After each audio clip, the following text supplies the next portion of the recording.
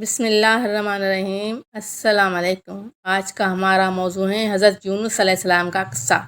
عیسیٰ مسیح سے کوئی 800 سال پہلے ملک عراق کے شمال میں اشور نام کے قوم آباد تھی۔ اس قوم کو سب سے بڑا شہر نینوا تھا جو میلوں تک پھیلا ہوا تھا۔ اس کو اللہ تعالیٰ نے ہر قسم کی نعمتیں عطا کی تھی، لیکن وہ لوگ اللہ تعالیٰ کو بھلا بیٹھے تھے اور بتوں کو پوجنا شروع کر دیا تھا۔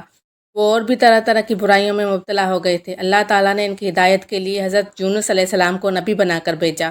حضرت یونس علیہ السلام سالہ سال تک اپنی قوم کو سمجھاتے رہے کہ ایک اللہ کو مانو، بتوں کو مت پوجو، ان کاموں سے باز آ جاؤ جن سے اللہ نے منع کیا ہے۔ مگر ان لوگوں نے حضرت یونس علیہ السلام کی کوئی بات نہ مانی، بلکہ الٹا اس کے خلاف الٹی سیدھی باتیں بنانے لگے۔ آخر حضرت یونس علیہ السلام نے ان کی ضد سے تنگ آ کر اللہ سے ان پر عذاب بھیجنے کی دعا کی۔ پھر ان لوگوں کو بتایا کہ آج سے تیسرے دن اللہ کی نافرمانی کی سزا تم کو اس کے عذاب کی صورت میں ملے گی۔ وہ ان سے خفا ہو کر تیسرا دن آنے سے پہلے اللہ کے حکم کا انتظار کیے بغیر آدھی رات کو شہر سے نکل کھڑے ہوئے۔ ان کے شہر سے نکل جانے کے بعد قوم کو یقین ہو گیا کہ اللہ کا عذاب ان پر ضرور آئے گا، وہ سب ہلاک ہو جائیں گے۔ انہوں نے حضرت یونس علیہ السلام کو تلاش کیا، مگر جب وہ ان کو نہ ملے تو وہ سب اپنے بال بچوں اور مویشیوں کو ساتھ لے کر روتے دھوتے شہر نینوا سے باہر نکل کر صحرا میں آ گئے اور رو دھو کر سچے دل سے توبہ کی۔ اللہ تعالیٰ کو ان پر رحم آ گیا۔ اس رحیم و کریم نے ان کی توبہ قبول کر لی اور یوں ان کے سر سے عذاب ٹل گیا۔ ادھر حضرت یونس علیہ السلام شہر سے نکل کر دریائے فرات کے کنارے پہنچے۔ اسے پار کرنے کے لیے دوسرے لوگوں کے ساتھ ایک کشتی پر سوار ہو گئے۔ جب کشتی دریا میں کچھ دور گئی تو ہچکولے کھانے لگی، کیونکہ اس میں گنجائش سے زیادہ مسافر سوار تھے۔ یہ بھی کہا جاتا ہے کہ ان کے ہچکولے کھانے کی وجہ یہ تھی کہ طوفانی ہواؤں نے کشتی کو آ لیا تھا۔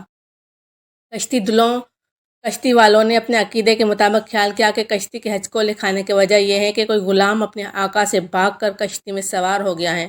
جب تک وہ کشتی سے نہیں اترے گا کشتی کے ڈوبنے کا خطرہ رہے گا۔ حضرت یونس علیہ السلام نے ان لوگوں کی باتیں سنی۔ ان کے دل میں خیال آیا کہ وہ غلام تو میں ہوں جو اپنے رب کے حکم کا انتظار کیے بغیر شہر سے نکل کھڑا ہوا ہے۔ یہ خیال آتے ہی انہوں نے دریا میں گرانے کے لیے اپنے آپ کو پیش کیا، لیکن کشتی والے ان کو دریا میں گرانے پر تیار نہ ہوئے۔ آخر قرآن ڈالا گیا تو حضرت یونس علیہ السلام کا نام نکلا۔ پھر دوسری اور تیسری بار قرآن ڈالا گیا، تب بھی ہر بار حضرت یونس علیہ السلام ہی کا نام نکلا۔ وہ دریا میں ڈال دیے گئے۔ اللہ کی قدرت، جو ہی وہ دریا میں ڈالے گئے ایک بہت بڑی مچھلی ان کو نگل لیا۔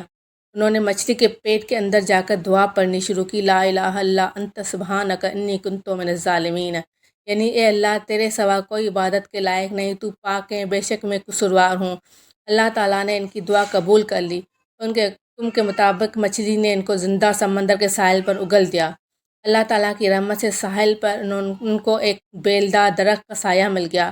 اس درخت کے پتے سایہ کا اور پھل خوراک کا کام دیتے تھے۔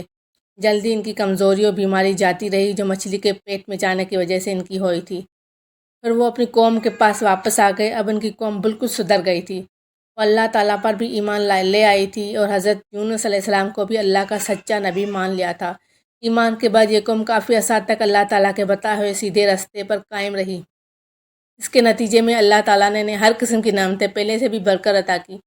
یہ دنیا کے ایک ہی ایسی قوم گزری ہے جس پر سے اللہ کا عذاب ٹل گیا، پھر اللہ تعالیٰ نے لمبے عرصے تک اسے زندگی کی نعمتوں سے فائدہ اٹھانے کا موقع دیا۔ قرآن پاک میں حضرت یونس علیہ السلام کو قرآن پاک میں ذوالنون صاحب الحوت بھی کہا گیا ہے۔ ذوالنون اور صاحب الحوت دونوں کے معنی ہے مچھلی والا۔